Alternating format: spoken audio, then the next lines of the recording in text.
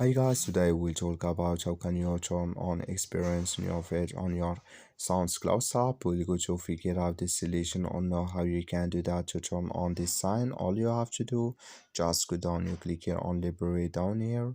So when you click on library, it's going to take us here in this list. Go up, click in this sign settings here in up. Then you come to this list here, you click here on basic settings. Then you come to this list here, you come here to experience the new feed, you click in this sign. So then you click here on restart, so then it's going to turn on with us when it's going to restart with us here. So just switching to open. Then when you click on library again and you go up, you click in this sign settings. Then you click here on basic settings here. Then you come and like you say, experience the new feed is on with us now. That's all. Thank you for watching. Don't forget to support us by liking, subscribe.